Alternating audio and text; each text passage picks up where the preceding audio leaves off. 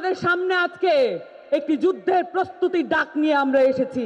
আমরা বাতাসের আধ্যাত্মিক মর্যাদা বুঝি। শহীদ পরিবার এবং আহত যোদ্ধারা যারা জুলাই অভ্যুত্থানে নিজেদের সর্বোচ্চটুকু ত্যাগ করে আজকের এই দিনটি আমাদের সামনে উপহার দিয়েছেন। আজকে 3 আগস্ট, গত বছর এই 3 আগস্টে আমরা একই সাথে এক বুক ভরা আশঙ্কা এবং এক বুক ভরা আশা নিয়ে এই শহীদ মিনারে অবস্থান করছিলাম। আপনাদের সামনে বলতে চাই, এই মঞ্চে এবং এই চত্বরে যারা উপস্থিত আছেন তাদের সাথে গত 1 বছরে প্রাণের সম্পর্ক গড়ে উঠেছে, কিন্তু এও সত্য এই শহীদ মিনারে গত বছর উপস্থিত থেকেও আমরা একে অপরকে চিনতে পারি নাই। কিন্তু এই গণ অভ্যুত্থান আমাদের সকলের প্রাণকে একত্র করে দিয়েছে।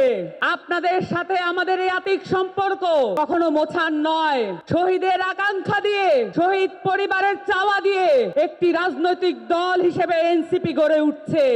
সব মশার বিরুদ্ধে সুরক্ষা দিতে এলো বসুন্ধরা এক্সট্রিম অ্যারোসল।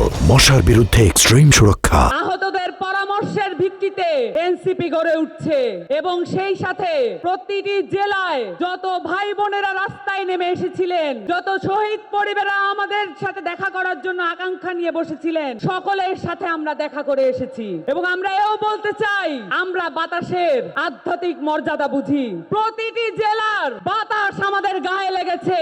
প্রতিটি জেলার অভ্যুত্থানের বাতাস গায়ে নিয়ে আজকে আমাদের সামনে আমরা উপস্থিত হয়েছি এবং প্রতিটি জেলার আকাঙ্ক্ষা নিয়ে আপনাদের সামনে আমরা উপস্থিত হয়েছি। এই আকাঙ্ক্ষার ভিত্তিতে এনসিপি গড়ে উঠছে এবং এই আকাঙ্ক্ষার ভিত্তিতে আমাদের ইশতেহার আপনাদের সামনে আজকে প্রেজেন্ট করা হবে। আপনাদেরকে আজকে আমি দুটো বিষয় নিয়ে কথা বলতে চাই। আপনারা জানেন, এই গণ অভ্যুত্থান তৈরি হয়েছিল বাংলাদেশের শিক্ষা ব্যবস্থা এবং সেটার থেকে তৈরি হওয়া ধ্বংসপ্রাপ্ত একটা চাকরি ব্যবস্থান কেন্দ্র করে। বাংলাদেশের যতগুলো লড়াই সংগ্রাম আছে সবকিছু কর্মসংস্থানের ভিত্তিতে হয়েছে এবং শিক্ষা স্বাস্থ্য নিয়ে হয়েছে। এই জায়গাগুলোতে যদি আমরা মনোযোগ দিতে না পারি, তাহলে আবার বাংলাদেশে গণ অভ্যুত্থান এবং বিপ্লব সংগঠিত হবে। আপনাদের সামনে আজকে একটি যুদ্ধের প্রস্তুতির ডাক নিয়ে আমরা এসেছি।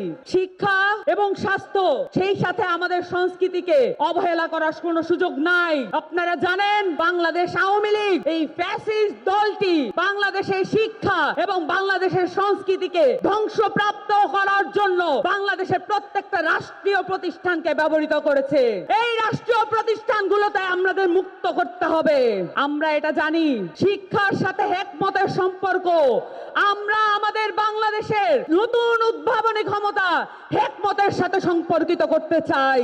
বাংলাদেশের শিক্ষা হবে সার্বজনীন। এই শিক্ষা শুধুমাত্র কতিপয় ব্যক্তিকে জাতে উঠা টুলস হিসেবে ব্যবহৃত হবে না।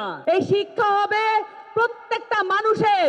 ওই পথশিশুর বাবা, যে পথশিশু এই অভ্যুত্থানে নিজের প্রাণ দিয়ে দিয়েছে,